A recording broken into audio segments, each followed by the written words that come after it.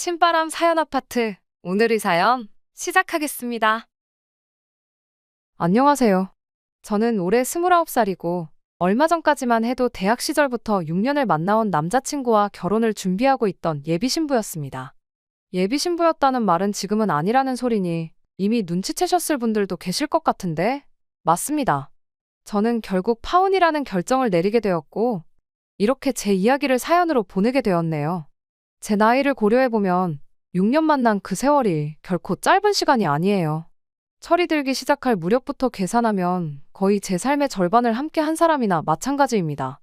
오래 만난 만큼 남자친구와 저를 동시에 알고 있는 지인들도 많았으니 그만큼 파혼을 결정하는데 신중해야 했고 고민도 많이 되었습니다. 그런데도 파혼을 결정하게 되었던 건 도무지 견뎌낼 수 없는 돈 없는 예비신우의 갑질 때문이었어요. 예비 신랑이었던 남자친구는 대학교 들어가고 얼마 되지 않았던 신입생 시절에 학교 선배의 소개로 처음 알게 되었어요. 연애를 목적으로 받은 소개가 아니었다 보니 꽤 오래 지인으로 알고 지냈습니다. 제가 대학교 들어가서 처음 시작한 아르바이트가 카페 아르바이트였는데 당시 남자친구의 소개로 처음 시작했던 제 첫 아르바이트였어요. 이미 일을 하고 있던 남자친구가 그때 저한테 이것저것 많이 알려줬죠. 매일같이 같은 일터에서 시간 보내고 하다 보니 자연스럽게 정이 들었습니다. 하지만 그 관계가 연애로까지 발전하지는 못했어요. 남자친구가 군대를 가게 되었거든요. 하지만 편지도 주고받고 면회도 다녀오고 휴가 나오면 만나는 등 하면서 지속적으로 인연을 이어왔죠. 그리고 본격적으로 연애를 시작하게 된 건 남자친구가 복학하고 1년이 지나서였습니다. 그때부터 여태까지 만나왔고 얼마 전 결혼 이야기를 주고받게 되었어요. 연애를 워낙에 오래 했다 보니 남자친구의 가족관계 같은 기본적인 건 이미 다 알고 있었어요. 하지만 실제로 만나본 적은 없었죠. 위로 나이차가 조금 있는 누나가 있는 것도 알고 있었지만 실제로 만나볼 때까진 정말 결혼이 둘만 좋아서 하는 게 아니라는 걸 뼈저리게 깨닫게 되었습니다. 취직하기 전까지 저는 계속 카페에서 아르바이트를 했었어요. 처음 아르바이트를 시작한 건 대형 프랜차이즈였는데 계속 일하다 보니 다른 데는 어떻게 운영하나 궁금해져서 이곳저곳 돌아다니면서 일을 했습니다. 그렇게 자연스럽게 카페 일에 흥미를 갖게 되었고 이 바닥이 어떻게 돌아가는지도 대충 알게 되었죠. 좋은 대학 나와서 좋은 데에 취직하는 게 당연한 목표처럼 살아왔고 실제로 대학 졸업 후에는 제법 괜찮은 직장에 취직도 했었습니다. 하지만 제 월급은 아르바이트를 할 때보다 몇 배가 늘었는데 회사 일이 저랑 잘 안 맞았던 건지 도무지 행복하지가 않더라고요. 친구들은 배부른 소리를 하고 있다며 저한테 뭐라고 한마디들 했지만요. 하지만 시간이 갈수록 아무리 생각해봐도 이 길은 내가 갈 길이 아니라는 생각이 들었습니다. 그때부터 제 카페를 운영해야겠다는 꿈을 키워나갔어요. 부모님 돈으로 편하게 공부해서 대학까지 졸업했으니 더는 부모님께 신세 지는 건 말도 안 된다고 생각했고 그때부터 미친 듯이 월급을 모으기 시작했습니다. 다행히도 벌이가 꽤나 괜찮았던 회사를 다녔었고 현장직의 감을 잃지 않기 위해서 퇴근 후에는 밤 12시까지 집 근처 대형 프랜차이즈 카페에서 일도 했다 보니 사실상 투잡이나 마찬가지였기에 돈을 모으는 건 수월했어요. 몸은 피곤하긴 했지만 제 꿈을 생각하니 힘든 것도 모르고 일을 했네요. 그리고 결국 얼마 전 제 카페를 열 수 있게 되었습니다. 사실 부모님 도움을 조금 받기는 받았어요. 비싼 돈 들여서 좋은 대학 보내놓고 좋은 회사 취직시켜놨더니 장사한다고 회사 그만두겠다는 저를 처음에는 이해 못하셨는데 요 근래 제가 투잡까지 뛰어가며 목표를 위해 열심히 하는 걸 보고서는 제 진심을 인정해주시고 도와주셨습니다. 도와주셨다는 게 그냥 큰 돈을 저한테 주셨다는 건 아니에요. 원래도 저희 부모님이 장사를 하셨던 분들이라 계산 하나만큼은 칼 같으신 분들이거든요. 카페 월 수입에서 제가 매달 일정 비율로 부모님께 원금을 갚는 식으로 자금을 대주셨던 겁니다. 대신 이자는 받지 않기로 했고요. 저도 그 편이 훨씬 부담이 덜하니 좋았습니다. 잠도 줄여가며 투잡 뛰고 아주 난리도 아니었었는데 카페를 차리니 열자마자 장사는 좀 안 될지라도 마음의 여유가 생기더라고요. 그리고 그때쯤에서 남자친구도 저에게 청혼을 해왔습니다. 신입생 때부터 알았고 대학교 때부터 6년을 만나왔으니 거의 10년 인연이었죠. 그렇다 보니 저희 주변 사람들도 당연히 둘이 결혼을 할 거라고 생각하고 있었어요. 저 또한 6년 연애하면서 속 한 번 썩인 적 없던 남자친구에게 확고한 믿음이 있었기에 조건, 이런 건 따져보지도 않고 남자친구의 청혼에 알겠다 했고요. 각자 집에 서로를 소개시키고 얼마 지나지 않아서 양가 상견례가 있었습니다. 상견례 중 저희 어머니께서 먼저 말씀을 꺼내셨죠. 형식적인 예물예단은 건너뛰고 차라리 그 돈으로 애들 뭐 필요한 거나 하나 더 해주는 게 어떠시겠냐고요. 예비 시부모님도 그 말에 동의하는 분위기였어요. 그러는 김에 식장에서 축의금 들어오는 것도 그렇게 큰 돈이 아니니 애들 새 출발하는데 보태자고도 하셨죠. 허례허식을 생략한 결혼을 하자고 했고 집과 혼수는 절반씩 하기로 이야기도 끝났습니다. 전반적으로 상견례 분위기는 의견이 어긋나는 거 하나 없이 정말 좋았었죠. 네, 시부모님 되실 분들도 남자친구처럼 참 좋은 분이다 싶었어요. 좋은 부모 밑에 좋은 자식 나는 거라는 생각이 들었지만 예비 신우를 만나보고 나니 또 무조건 그런 건 아닌가 보다 하는 생각도 들었습니다. 정말 같은 한 가족이 맞나 싶을 정도로 너무나도 색깔이 다른 사람이었거든요. 예비 신우가 위치는 어떻게 알았는지 한 번은 제 카페에 찾아온 날이 있었어요. 제 가게가 번화가에 위치해 있는 그런 곳이 아니거든요. 프랜차이즈 카페도 아니고요. 예비 신우가 이쪽 동네에 연고가 있을 리도 만무했죠. 커피 한 잔 마시러 온 건 아닐 테고 지나가다 들른 건 더더욱이 아닐 거라 생각했습니다. 한 번 보면 두 번 다시 까먹지 못할 강한 인상이라 가게에 들어오는 걸 보고 단번에 예비 신우임을 알아차렸어요. 말했던 대로 여긴 왜 왔나 싶었죠. 예비 신우는 저한테 인사 대신 나 알지? 하고 말을 건네고는 커피는 설탕 많이 넣어서 한 잔 맛있게 부탁한다더라고요. 너무나도 자연스럽게 돈은 안 내도 되지? 하고 묻길래 그러시라 했습니다. 커피를 내주고 저는 다시 자리로 돌아가려는데 이리 좀 와서 앉아보라고 하더라고요. 오늘 할 이야기가 있어서 찾아온 거라면서 말이죠. 그런데 그때 당시 카페에 일하는 사람이 저밖에 없던 상황이었어요. 손님은 거의 없었지만 그래도 언제 들어올지 모르는데 자리를 비우고 싶지 않았죠. 하지만 예비 신우는 아랑곳하지 않고 손님 오면 바로 보내줄 테니 와서 앉아보라고 막무가내로 나오더군요. 하는 수 없이 예비 신우한테 붙잡혀서 자리에 앉았습니다. 그래도 시원시원하게 쓸모없는 말 한마디 하지 않고 단도직입적으로 본론부터 이야기를 하더라고요. 상견례 당시에는 저희 부모님도 계셨고 자기 부모님 체면도 챙기고 해야 하니 따로 말을 꺼내지 않고 그냥 옆에서 듣고만 있었답니다. 그런데 아무리 생각해도 이건 짚고 넘어가는 게 맞는 거라는 생각이 들어서 이렇게 제 일터까지 찾아온 거라고요. 결론만 짧게 말하자면 아무리 요즘 반반결혼이 추세라지만 그래도 형편 괜찮은 집에서 좀 더 부담하는 게 이치에 맞는 거라는 소리였어요. 저는 이때까지만 해도 신우가 어떤 사람인지 여긴 왜 왔는지 그 의도를 몰랐기 때문에 솔직하게 부담을 더하는 게 무슨 말인지 잘 이해가 가질 않는다고 대답했습니다. 저랑 남자친구 둘뿐만 아니라 양가 부모님들까지 반반결혼하는데 서로 동의한 상황이지 않냐. 그런데 이제 와서 우리 집이 너네 집보다 더 잘 사니까 반반하지 말고 6대4, 7대3 하자고 말하라는 거냐고요. 예비 신우는 자기가 그런 뜻으로 한 말이 아니라면서 저보고 잘 좀 생각해보랍니다. 설마 양가 부모님이 있는 자리에서 이미 결론 지은 이야기를 어떻게 바꿀 수 있겠냐고 하더라고요. 그때까지도 예비 신우가 도무지 무슨 이야기를 하는지 도저히 이해가 가질 않았죠. 예비 신우는 반반결혼 한다고 해서 세상 누가 10원 단위까지 딱 절반해서 결혼을 하겠냐고 말을 하더군요. 그냥 유도리 좀 부리면 얼마든지 성의 표시를 할 수 있는 거 아니겠냐고 열변을 토하더라고요. 당최 무슨 소리를 하는 건지 도무지 모르겠다 싶었는데 정말 구세주같이 그때쯤부터 손님이 가게로 들어오기 시작했어요. 덕분에 자리에서 일어날 수 있었죠. 피크타임일 때라 손님들이 연속해서 계속 들어오고 있었고 예비 신우도 더는 기다리기 싫었는지 자리에서 그냥 일어나 버렸어요. 손님 주문 받고 있는데 그런 건 아랑곳하지도 않고 새치기를 하더니 카운터 위에 종이를 하나 휙 던져놓고 가더라고요.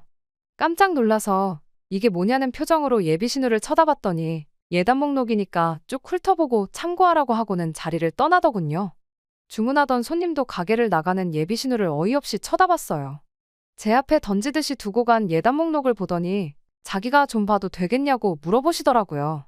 그래서 그러시라고 했는데 그 손님분이 종이를 보고 소리내서 웃으시더니 저한테 종이 돌려주면서 원래 내가 오지랖 부리는 성격은 아닌데 생각 잘해보라고 조언 한마디 해주시더라고요.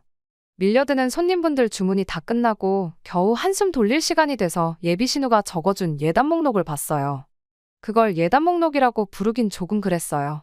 그냥 자기 갖고 싶은 것들만 쭉쭉 적혀 있었거든요. 분수에 맞지도 않는 명품 가방에 지갑이며 옷과 구두까지. 그냥 그 명품 브랜드로 위아래 한 벌 쭉 빼입고 싶은 건가 싶었네요. 형편 나은 집에서 좀 더 해야 한다는 소리가 반반 결혼은 이미 부모님들끼리 그렇게 하기로 정했으니 어쩔 수 없지만 나한테는 사비를 털어서라도 성의 표시를 해라. 뭐 이런 소리였던 거였죠. 거기 적혀있는 명품들의 액수가 얼마이건 간에 금전적인 면에서는 솔직히 내야 하면 못 낼 액수는 아니었지만 말도 없이 찾아온 것 하며 자기 할 말만 하고 종이 한 장 집어던지고 갔던 태도하며 그런 것들이 마음에 안 들더라고요. 이게 말로만 듣던 시짜짓, 신호 갑질인가 싶었어요. 어이가 없어서 그대로 남자친구한테 전화했어요. 오빠네 누나가 내 가게까지 찾아와서 예단 목록이랍시고 자기 갖고 싶은 거 적어서 던져놓고 갔는데 이거 오빠네 집에서도 다 알고 있는 이야기냐고요. 남자친구가 제 말을 듣기가 무섭게 우리 누나가 거길 왔다 갔냐며 미안하다고 하더라고요. 무슨 일이 있었는지 자세한 이야기는 시작도 하지 않았지만 누나가 왔다 갔다는 사실만으로도 바로 미안하다 사과를 하는 거 보니 남자친구도 이미 자기 누나가 어떤 사람인지 대충은 알고 있는 듯 싶었습니다. 일단 자기가 누나랑 말해보겠으니 신경 쓰지 말고 있으라고 하더라고요. 그래서 그런가 보다 하고 알아서 잘 해결하겠거니 싶었습니다. 그런데 새벽 1시에 모르는 번호로 전화가 걸려왔어요. 일부러 안 받고 있으니 누가 이기나 보자는 식으로 계속 전화가 걸려와서 결국 전화를 받았습니다. 전화를 건 주인공은 예비신우였어요. 나중에야 알게 된 건데 저한테 전화하겠다고 동생 잠들 때까지 기다렸다가 몰래 핸드폰 비밀번호 풀어서 제 번호를 알아냈던 거더라고요. 아무튼 전화를 처음 받았을 땐 진짜 장난 전화인가 싶었어요. 제가 잠결이기도 했고 전화 받자마자 다짜고짜야 너 하면서 뭐라 알아듣지 못할 소리를 혼자 짓거리고 있었거든요. 그걸 왜 동생한테 그걸 다 말을 했냐고 내가 직접 찾아가서 좋게 좋게 말해주니까 너 내가 아주 만만해 보이냐 어쩌냐 뭐라고 따지는데 그때서야 전화한 사람이 예비신우였다는 걸 알았네요. 남자친구한테 전화했었을 때 이미 남자친구 반응 보고 이 예비신우라는 사람이 제정신은 아니라는 걸 대충 짐작하고 있던 상황이었다 보니 괜히 일 크게 만들기도 싫고 또 한참 자던 중에 깨서 받은 전화라 너무 피곤하기도 해서 더 분위기 험해지기 전에 먼저 져주는 척 나갔습니다. 생각해보니까 상견례 때 저희 집에서 예물 예단하지 말자고 했고 어머님 아버님도 알겠다 하고 축의금도 애들 주자는 식으로 이야기하지 않았었냐고. 그런데 생각도 못한 예단 이야기가 나와서 남자친구한테 확인차 물어본 거라고 대답했어요. 그랬더니 저보고 말 잘했다고 부모님들끼리만 이야기한 것부터가 문제라고 하더라고요.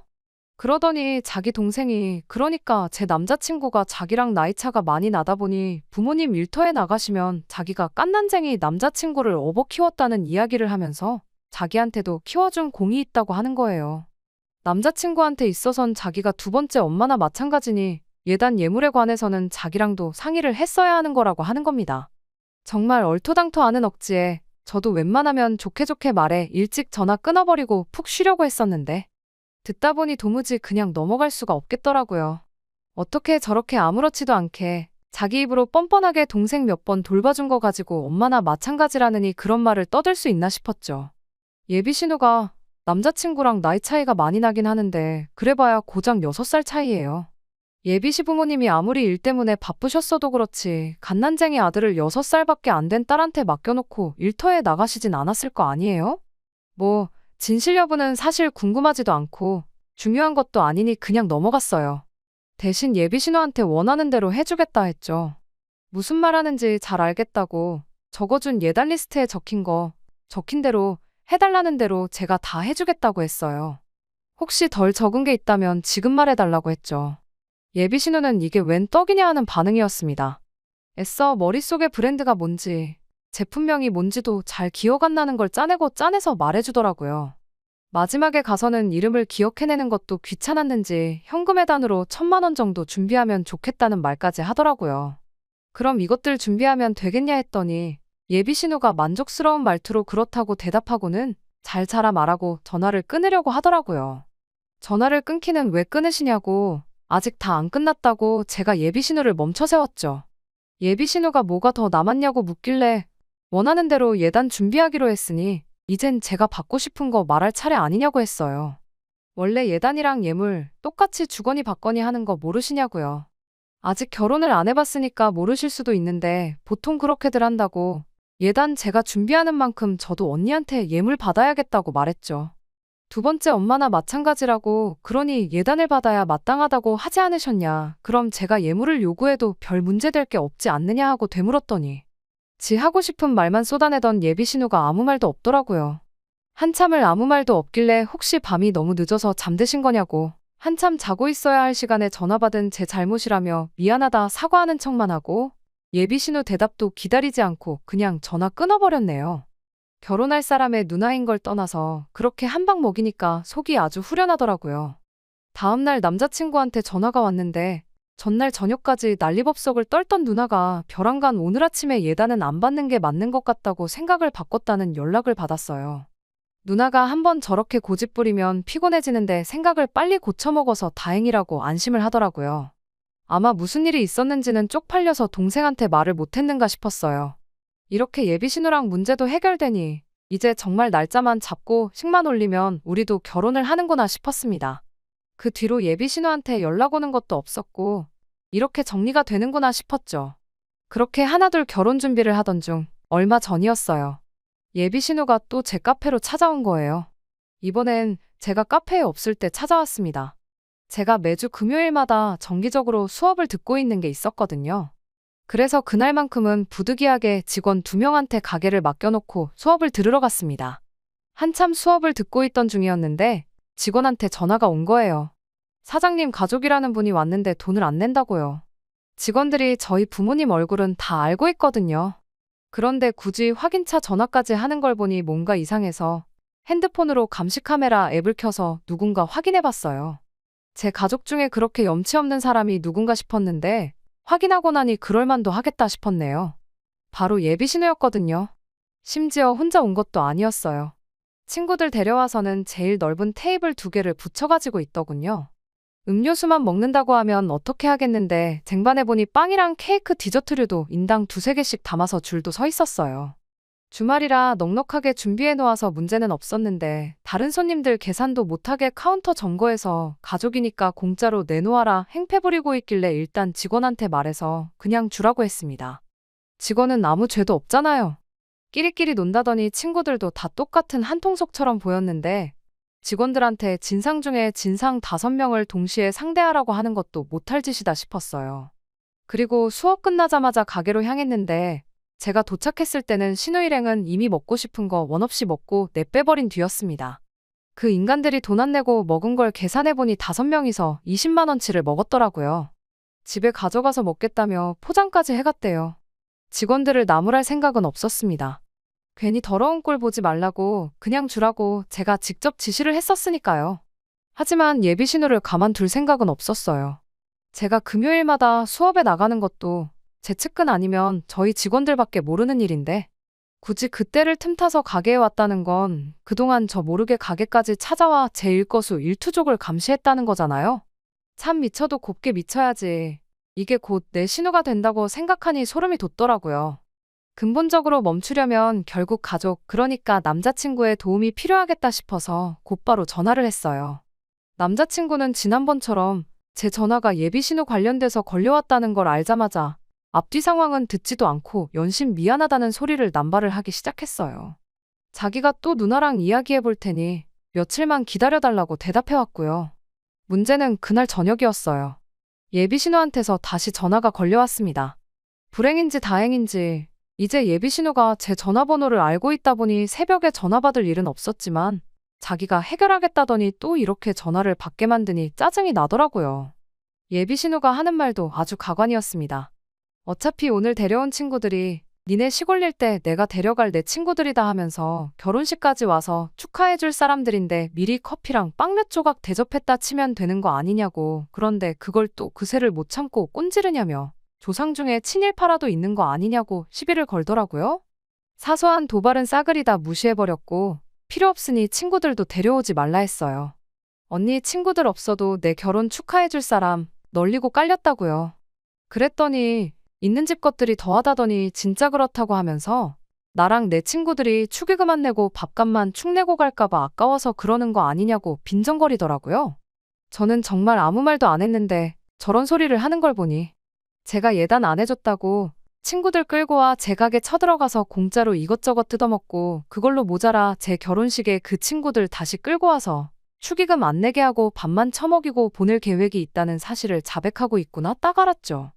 그래서 언니하고 언니 친구들 우리 결혼식에 오면 신랑 쪽 하객인데 밥값 많이 나오는 게 나랑 무슨 상관이냐, 아무런 상관없다고.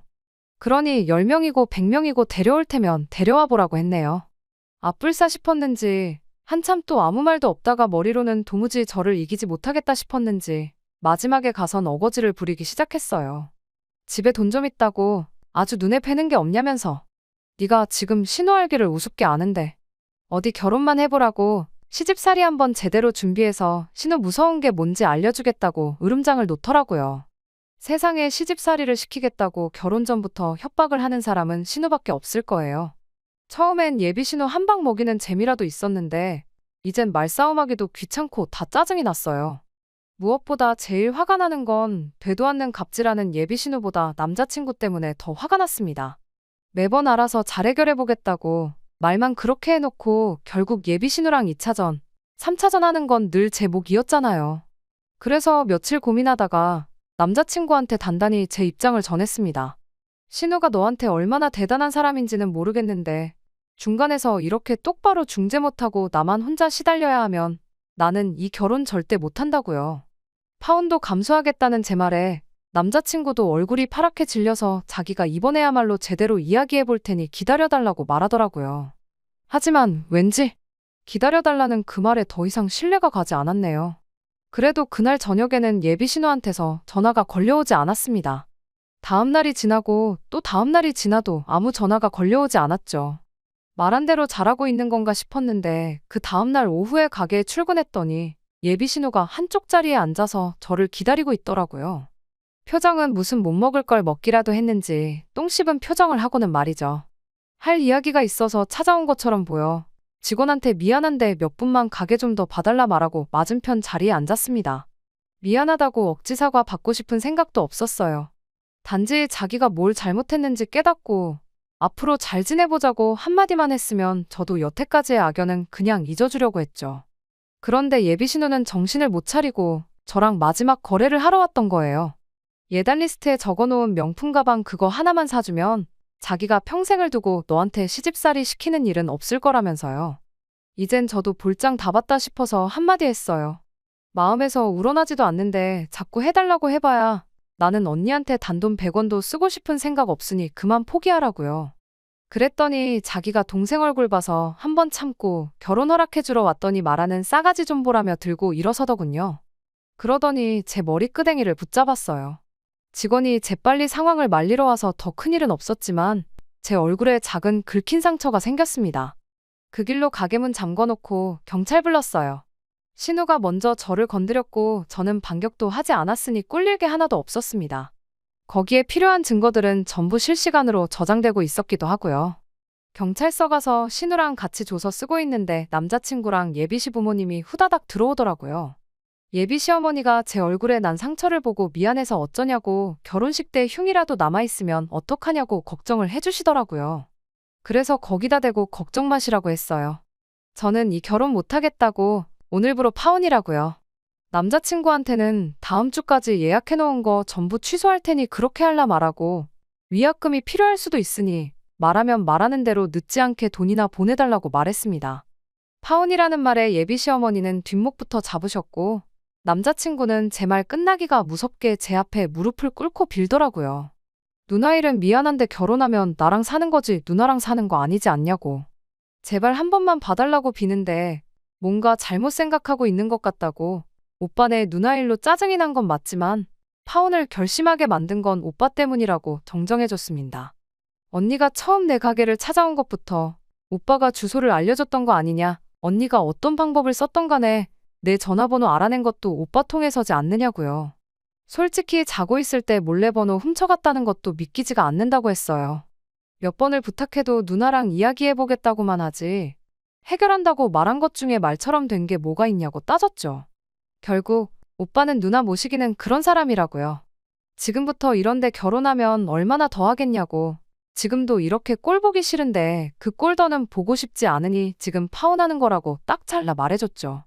그리고 제 얼굴에 난 상처를 가리키며 이건 그동안의 정을 봐서 합의해주겠다 했어요. 대신 합의금으로 땡땡땡땡 거 명품 가방 하나 사오라고 말했죠. 그거 안 사오면 합의는 없을 테니 신우 이름에 빨간 줄 한번 그어보자고 했네요. 눈치채신 분들도 계실 텐데 제가 합의금 대신 가져오라던 가방은 예비 신우가 예단 목록 첫 줄에 적어놓은 그 가방이었습니다. 어떻게는 내 돈으로 그 명품 가방 받아다가 들고 다니는 게 소원이었나 본데 이젠 자기 돈으로 자기가 갖고 싶어 하던 그 가방을 저한테 사주게 되었으니 얼마나 속이 쓰리겠어요? 예비 신우가 제발 봐달라고 자기가 차라리 반성문을 쓰겠다고 빌었는데 반성문이 뭐 밥 먹여주는 것도 아니고 지어내면 얼마든지 지어낼 수 있는 걸로 내 용서를 받을 생각 말라고 했습니다. 남자친구도 예비시 부모님도 더할 나위 없이 좋은 분들이셨어요. 솔직히 앞으로 제가 누구를 만난들 그 사람들보다 좋은 사람을 만날 수나 있을지 확신도 생기지 않을 만큼 말이죠. 하지만 아무리 생각해도 제 남은 인생에 예비 신우 같은 사람을 가족으로 두고 있을 자신이 없어서 결국에는 파혼을 하게 되었습니다. 세상이 어느 땐데 호칭 앞에 시자 들어간다고 해서 갑질을 해도 된다고 생각하나요? 저 말고도 혹시 아직 결혼을 하지 않으셨거나 결혼을 생각하고 계신 분들이 계시면 갑질하는 시댁을 만나지 않으셨으면 좋겠네요. 혹여나 만나게 되더라도 시자 들어가는 거 벼슬 아니니 겁내지 말고 하고 싶은 말 있으면 다 해버리라고 말씀드리고 싶네요. 끝까지 들어주셔서 감사합니다. 오늘의 사연은 여기까지입니다. 구독과 좋아요, 알람 설정 부탁드리고 더 좋은 사연으로 다시 찾아뵙겠습니다. 감사합니다.